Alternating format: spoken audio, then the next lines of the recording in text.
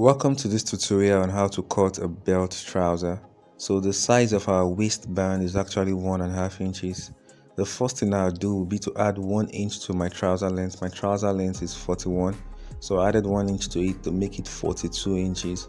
Then I'll come down by 1.5 inches, which is the size of the waistband. So my trouser will actually begin from that 1.5 inches point.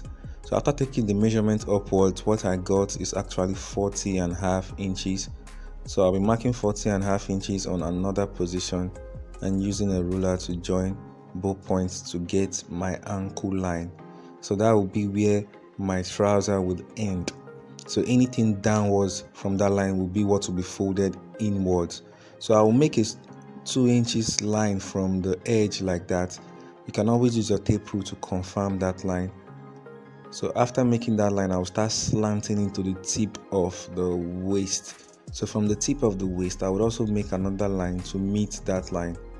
And that line will become our service line. That will be where we'll take all our horizontal measurements from.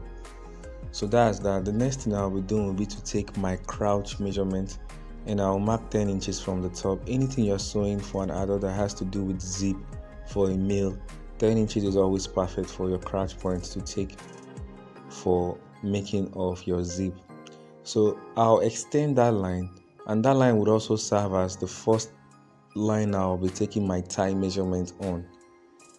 So I'll come down and decide if I'm to leave the 1.5 inches for the folding of my ankle or to even make it bigger. So I decided to make it bigger and make it 2 inches instead of the 1.5 inches. I will extend that service line downwards as well. I'll divide my ankle measurement into 2 and take it on the ankle line. If your ankle is 14, divide it by 2 and mark 7 inches. I do that on the folding line as well. Come up by 2 inches and make another line, and I'll be extending that same ankle measurement up until that line, because your ankle will be folded upwards and it will actually meet your trouser upwards.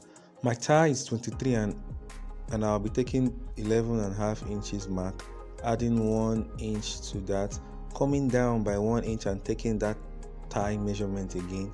And from that 1 inch point I came down to take the thigh measurement, I'll start making a converging curve to meet my ankle line. So that line will actually determine how slim fitted your trousers will be. So that line and your ankle measurement is what determines how slim fitted your trousers are.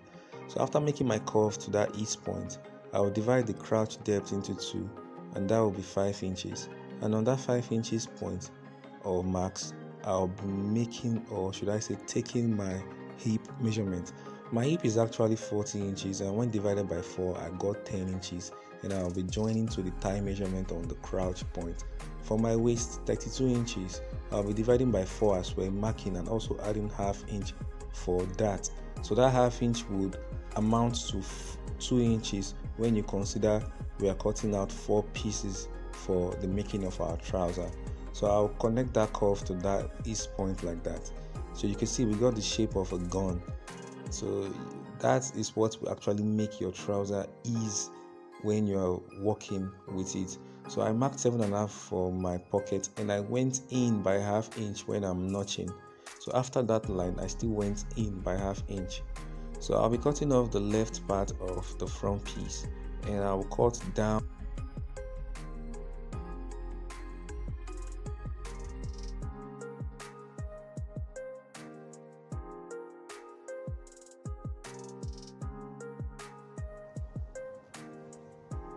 After I finish cutting off the front piece, I'll be reducing the waist of the front part of the trouser, and I'll go down by 1/4 inch. And this is a determinant of how big your tummy is. If your tummy is very big, you need to go down by at least 3/4 inch.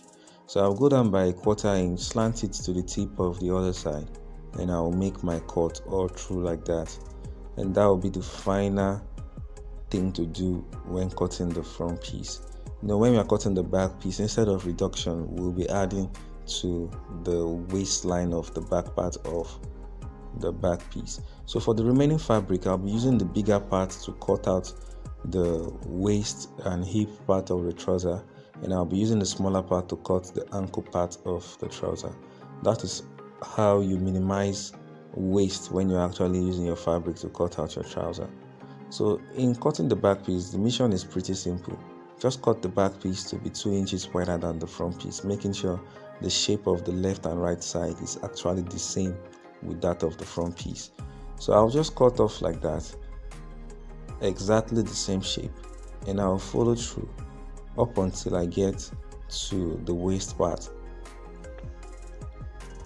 It is actually when I get to the waist part that I will do a little bit change, and instead of reducing, I'll be adding this time. So when I get to the waist part, I'll add 1 inch to the waist. So 1 inch, I'll make a curve, cut up onto that point and make a notch. Then I will go down to the ankle part again, and I will extend the ankle line. And me extending that line is just to make sure the line is long enough to accommodate the 2 inches extension I'll be making. That 2 inches extension will be responsible for the sewing allowance of every part of the trouser.